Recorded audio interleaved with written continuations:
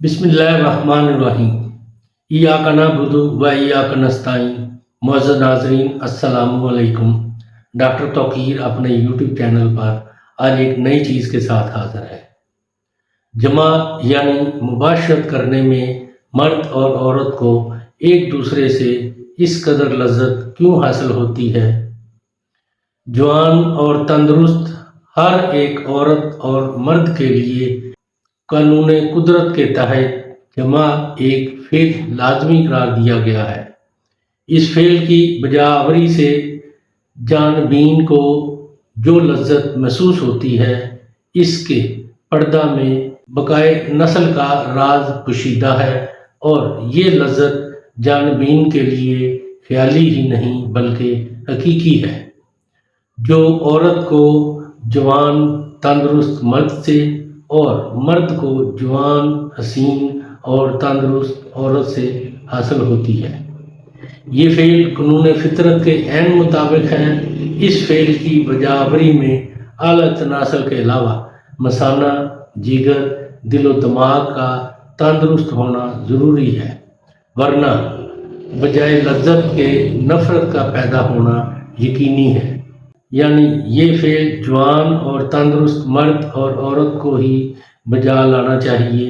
کمزور مرد اور مریضہ عورت سے نہ اولاد پیدا ہونے کی توقع کی جا سکتی ہے، اور نہ کمزور مرد ہی اولاد پیدا کرنے کے قابل ہوتا ہے۔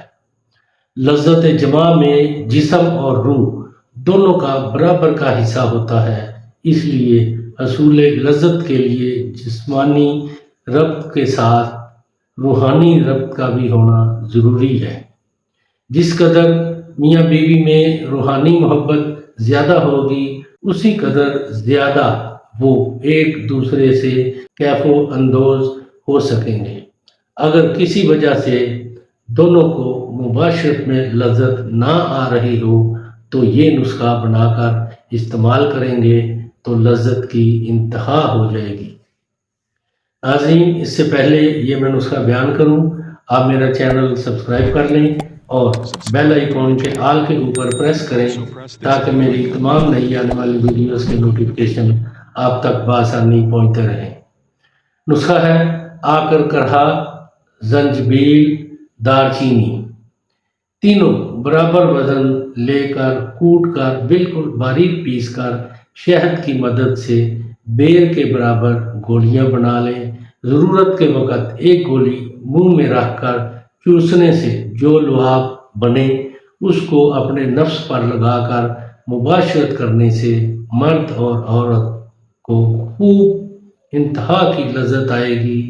مرد جن کے نفس میں سختی کم ہو وہ بھی اس سے بھرپور فائدہ اٹھا سکیں گے۔